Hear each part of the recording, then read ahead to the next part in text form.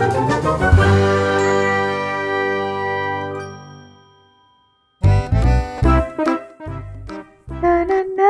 na na na. Na na na na na na na. Na na na na na na na na na na. Na na na na na. Na na na na na na na. Na na na na na na na na na. Na na na na na na na na na na. Wah, Batari, kamu lagi senandung lagu apa tuh? Bagus banget. Terima kasih Titus. Iya nih, aku lagi buat lagu baru. Menurut kamu gimana Titus lagunya? Wah, dari senandungnya aja udah bagus nih. Wah, terima kasih. Kalau kamu Sopar, menurut kamu gimana? Gimana ya? Nggak bagus, Batari. Kok nggak bagus? Padahal bagus banget loh. Iya, Titus. Menurut aku, yang tadi disenandungkan sama Batari itu nggak bagus. Tapi kan kamu harus menghargai teman kamu. Gini Iya. loh, Batari. Titus, Batari, nggak bagus. Sopar nggak suka dengernya. Aku udah susah payah loh mencari lagunya, nadanya yang bagus gimana. Masa kamu bilang begitu sih Sopar? Ya nggak bagus ya, nggak bagus, Batari. Lagu kamu yang tadi kamu senandungkan itu nggak bagus. Udah. Sopar, Batari, supaya kita belajar bagaimana untuk menghargai teman, yuk kita tonton cerita kita pilih sama-sama. Oke deh, yuk Oke kita deh. nonton.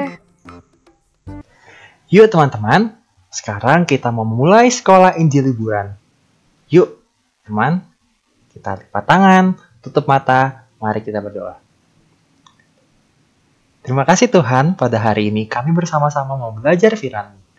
Berkati kami dan pimpin kami agar kami dapat mengerti firman-Mu. Dan tolong kami untuk dapat melakukan firman-Mu dan menjadi berkat bagi orang lain. Dalam nama Tuhan Yesus kami berdoa dengan bersyukur. Amin. Halo adik-adik, jumpa lagi di Sil Asik Sobat Sejatiku hari kedua. Nah adik-adik, hari ini kira-kira Kak Cika akan bercerita tentang apa ya? Pastinya masih tentang persahabatan, tapi kali ini persahabatan antara seorang raja. Ada Daud dan juga Yonatan. Kira-kira ceritanya seperti apa ya? Nah adik-adik, tahu kan adik-adik kalau bangsa Israel punya banyak musuh. Salah satunya adalah bangsa Filistin. Bangsa Filistin punya seorang panglima yang badannya besar dan kuat seperti raksasa. Iya betul, namanya adalah Goliat. Tidak ada satu orang pun orang Israel yang berani melawan Goliat. Tapi ada satu orang yang berani maju tidak gentar untuk melawan Goliat, yaitu seorang penggembala muda. Kulitnya kemerah-merahan dan dia ini kalau dari ukuran tubuhnya ya pastinya lebih kecil dari Goliat. Tapi apakah Goliat membuat dia takut? Tentu tidak. Tahu siapa namanya? Betul sekali. Adik-adik pintar. Namanya adalah Daud. Apakah Daud bisa Kak Cika melawan Goliat yang besar itu? Kira-kira bisa nggak ya? Tentu saja bisa. Karena Tuhan menyertai Daud. Nah, adik-adik, akhirnya dengan kekuatan Tuhan, Daud berhasil menumbangkan Goliat yang super besar itu. Itu semua karena Tuhan. Setelah pertempuran terjadi, di lembah Terbantin ada seorang raja bernama Saul dan juga semua pasukannya berkumpul. Dan ada satu orang, putra Saul bernama Yonatan juga ikut duduk-duduk bersama. Mereka sedang beristirahat. Dan di situ kita mendengarkan Daud bercerita dengan penuh semangat bagaimana dia mengalahkan Goliat. Semua mata takjub mendengarkan suaranya. Begitu pula juga dengan Saul. Dan Yonatan, apakah Yonatan juga ikut mendengarkan cerita Daud dengan semangat?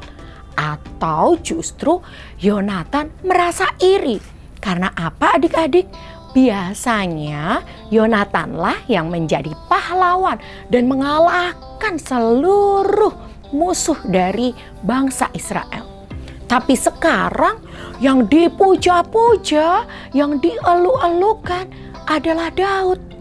Kira-kira kalau adik-adik melihat teman adik-adik lagi dipuji-puji karena dia hebat, dia sukses, dia berhasil, merasa iri atau merasa bangga? Ayo jawab yang jujur ya. Iya, pasti sedikit. Aduh, aku kok juga pengen seperti dia. Tapi tahukah adik-adik bahwa Yonatan punya respon yang luar biasa hebat. Yonatan justru mengasihi Daud. Justru Yonatan bersikap baik terhadap Daud.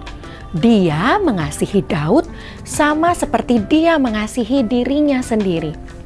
Dan adik-adik, bahkan Yonatan ini memberikan semua bajunya, baju kebesarannya, baju perangnya diberikan kepada Daud. Kemudian busur panahnya itu juga diberikan kepada Daud. Padahal adik-adik, Yonatan ini hebat sekali ketika memanah. Tidak ada busur panah yang tidak tepat pada sasaran. Tapi justru busur panah kesayangannya diberikan juga kepada Daud. Wah, luar biasa mulia sekali perbuatan dari Yonatan. Dan tidak cukup sampai di situ, Yonatan bahkan mengikat perjanjian dengan Daud bahwa mereka berjanji untuk menjadi sahabat yang saling mengikat. Nah, adik-adik, bagaimana dengan Raja Saul? Awalnya Raja Saul itu sangat sayang pada Daud. Tapi lama-lama Raja Saul ini kesal. Raja Saul ini iri. Raja Saul ini marah. Kenapa? Karena apa? Sekarang yang dipuji-puji Daud. Saul berhasil mengalahkan beribu-ribu pasukan. Tapi Daud berhasil mengalahkan berlaksa-laksa. Berlaksa-laksa itu puluhan ribu. Dan terus menerus Daud itu diulu-ulukan. Raja Saul merasa takut. Dia takut posisinya terancam. Jangan-jangan nanti Daud mau merebut posisiku sebagai raja. Akhirnya karena rasa marah yang berlebihan, rasa iri di dalam hatinya, Raja Saul berencana membunuh Daud. Membunuh Daud? Iya, karena Raja Saul mengangkat Daud menjadi panglima tentaranya. Akhirnya Daud sering dijadikan umpan. Dan Raja Saul berharap bahwa Daud nantinya akan mati di medan perang. Tapi apa adik-adik? Tuhan justru memberkati Daud sedemikian rupa. Daud terus meraih kemenangan demi kemenangan. Dia terus menang melawan seluruh musuh yang dihadapi. Wow, bertambah marahlah Raja Saul. Waduh, tidak bisa dibiarkan ini. Raja Saul saking geram dan marahnya curhat kepada Yonatan dan juga bawahan-bawahannya. Daud tidak bisa dibiarkan. Aku ingin membunuhnya. Yonatan kaget mendengar pengakuan dari Saul. Waduh, ternyata ayahku sangat membenci Daud. Yonatan bingung. Dia harus membela siapa? Membela ayahnya atau membela Daud sahabatnya? Akhirnya Yonatan membela Daud. Dia berkata kepada ayahnya, "Ayah, Raja, bukankah Daud tidak membuat kesalahan apapun. Malahan Daud selalu membela raja dan juga membela seluruh negeri ini. Bahkan berhasil mengalahkan seluruh musuh-musuh bangsa Israel. Jadi jangan kotori tangan raja dengan darah Daud. Akhirnya Saul pun setuju dan dia bersumpah di hadapan Yonatan bahwa dia tidak akan membunuh Daud. Tapi Raja Saul tidak menepati janjinya. Dia tetap ingin membunuh Daud. Dan apa yang terjadi? Sewaktu Daud pulang dari medan perang, Raja Saul merasa sangat marah. Sampai-sampai pernah suatu ketika Raja Saul melemparkan tombaknya hendak membunuh Daud. Daud pun lari ketakutan dan kemudian dia pergi meninggalkan Raja Saul. Nah, adik-adik, melihat perseteruan antara Saul ayahnya dan juga Daud sahabatnya, pastinya Yonatan merasa bingung. Yang mana yang harus dipilih? Nah, sebagai seseorang yang takut akan Tuhan dan taat pada firman Tuhan, pastinya Yonatan tahu dia harus memilih Daud sahabatnya karena Daud berada pada posisi yang benar. Dan dia tahu bahwa Saul ayahnya sedang iri hati dan juga sedang marah. Nah, adik-adik, kita pun juga demikian. Sebagai seorang sahabat yang mengikat, kita juga harus tahu apa yang benar, siapa yang benar, dan siapa yang salah. Jangan sampai ketika kita bersahabat, kita selalu mendukung sahabat kita meskipun dia salah. Nah, kita tidak harus selalu mendukung sahabat kita kalau dia salah. Kita pun juga harus mengingatkan dia. Untuk itu, jika kita bersahabat, kita harus jadi sahabat yang mengikat. Saling mengingatkan untuk taat pada firman Tuhan. Sebelum kita akhiri cerita hari ini, yuk kita mau sama-sama menghafalkan ayat dari Amsal 18 ayat 24. Ada teman yang mendatangkan kecelakaan, tetapi ada juga sahabat yang lebih karib daripada seorang saudara. Masih ingat kan? Amsal 18 ayat 24. Ada teman yang mendatangkan kecelakaan, tetapi ada juga sahabat yang lebih karib daripada seorang saudara.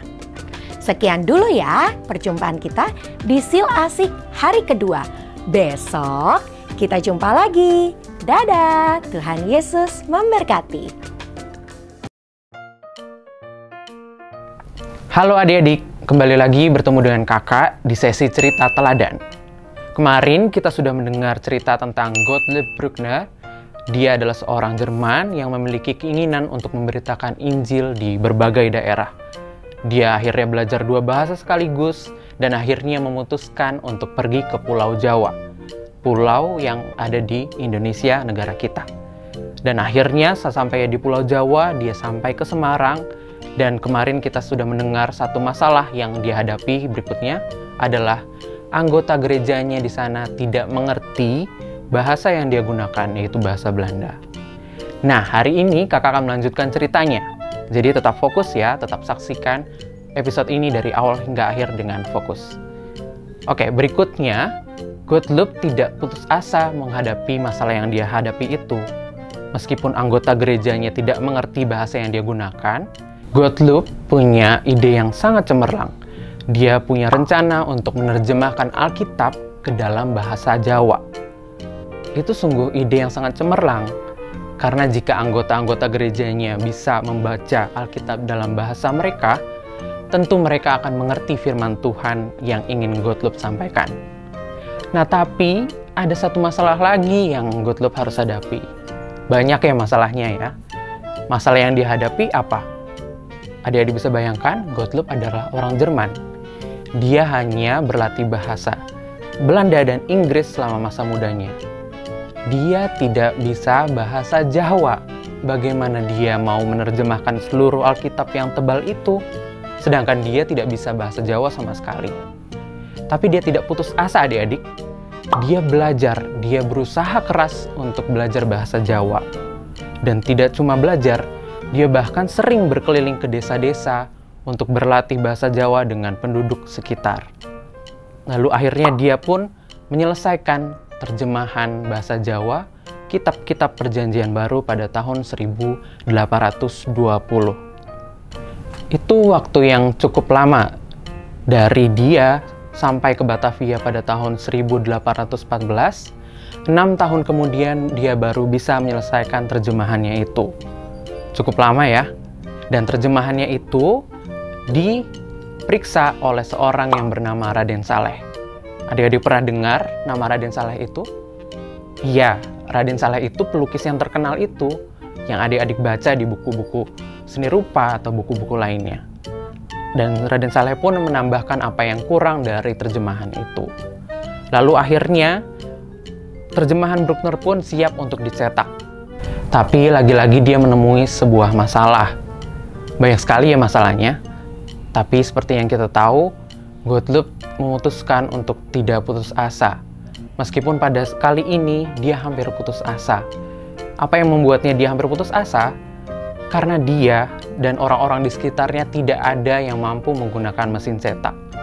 Jadi bagaimana mau mencetak terjemahan bahasa Jawa itu apabila tidak ada yang bisa menggunakan mesin cetak, ya kan? Tapi Tuhan baik. Tuhan menyertai Gottlob dan memberikannya pertolongan. Ada seorang yang bernama William Carey, dia sedang ada di India saat itu. Dia mengajak Gottlob untuk pergi ke India, karena di India itu ada orang-orang yang mampu menggunakan mesin cetak itu. Gottlob sangat bersuka cita mendengar hal itu. Dia langsung pergi ke India untuk menemui William Carey. Di sana dia menemui William Carey dan mengajari para tukang cetak itu bagaimana mengukir aksara-aksara Jawa agar mereka dapat mencetak terjemahan yang ia buat. Akhirnya setelah beberapa lama kemudian, tercetaklah terjemahan yang dibuat oleh Gottlob.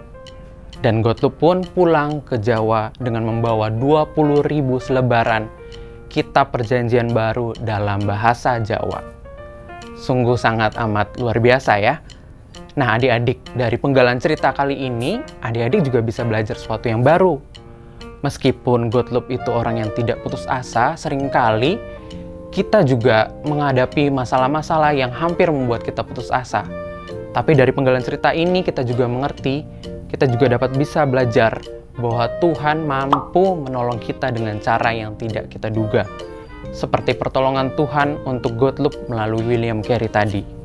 Nah adik-adik juga harus percaya ya, Tuhan mau menolong kalian dan Tuhan mampu menolong kalian untuk menghadapi masalah-masalah yang kalian hadapi. Di sekolah, di keluarga, tetap percaya Tuhan mau menolong kalian. Nah, kita kembali ke cerita tadi. Ternyata tidak semudah itu perjalanannya menuju ke Jawa. Di tengah jalan dia mengalami masalah lagi. Kapalnya terbawa ombak besar, hanyut dan hampir tenggelam. Kasihan sekali ya. Lalu apakah dia selamat? Besok kakak akan ceritakan kelanjutan dari ceritanya. Jadi adik-adik terus tonton Sil Asik episode berikutnya dan tetap ikuti sesi cerita teladan supaya kalian tahu kelanjutan dari ceritanya. Jadi sampai jumpa besok. Tuhan memberkati. Bye-bye. Halo teman-teman. Ketemu lagi di Karya Asik kelas beta hari yang kedua. Nah, kita akan mau melanjutkan apa yang sudah kita kerjakan kemarin ya. Kita siapkan lagi bahan-bahannya, kita ambil lagi kardus, kertas pola, dan juga origami yang teman-teman semua sudah potong-potong dan gunting kemarin. Pertama, hari ini kita akan menggunting kertas polanya terlebih dahulu. Kalau belum di print, boleh di print ya. Lalu kita gunting seperti ini, guntingnya yang rapi dan menjadi 3 bagian. Kalau sudah tergunting polanya, kita akan menyetak pola ini di atas sebuah kardus. Nah, seperti ini. Kita susun yang rapi di atas kardusnya. Kita ambil pensil dan kita gambar polanya di atas kardus. Digambar yang rapi ya, supaya nanti hasilnya juga bagus.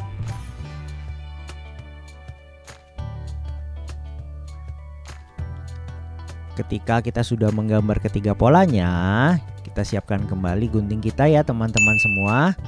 Boleh minta bantuan kakak, papa, atau mama untuk menggunting ini. Menggunakan gunting dengan hati-hati, digunting mengikuti polanya. Setelah sudah semua digunting, kita akan menyiapkan kembali kertas origami yang sudah kita siapkan. Kita ambil satu sebagai contoh. Kakak akan mencontohkan bagaimana cara menggunting origami ini untuk menjadi bentuk bulu burung. Pertama, kita lipat dua terlebih dahulu. Lalu kita gunting bagian ujung-ujungnya sedikit melengkung ya adik-adik. Nah, lalu bagian tengahnya kita akan gunting dengan bentuk segitiga-segitiga yang kecil. Diperhatikan baik-baik ya supaya hasilnya baik.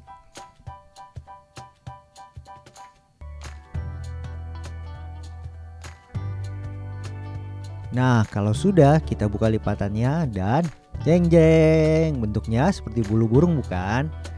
Kalau begitu, teman-teman semua boleh melanjutkan pekerjaannya di rumah sampai selesai semua. Dan sekian dulu karya asik hari ini. Terima kasih, Tuhan Yesus berkati. Nah, Sopar, gimana cerita Alkitab tadi? Iya ya, ceritanya menceritakan tentang Daud dan Yonatan yang mereka bersahabat dan saling menghargai dan mendukung satu sama lain. Iya, bagaimanapun juga, tadi kan sudah buat lagu yang terbaik, terutama untuk Tuhan. Kamu juga harus menghargai hasil karyanya. Iya, berarti aku sebagai sahabat kalian, sebagai sahabat Batari dan Titus, aku harus saling menghargai kalian dan mendukung kalian dengan apa yang kalian buat ya.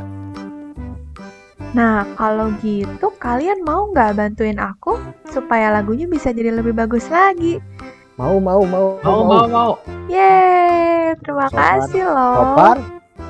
Sopar mau bantuin Batari. Kalau kan tadi Sopar bilang nggak bagus, mungkin kalau Sopar bantuin lagunya bisa jadi lebih bagus.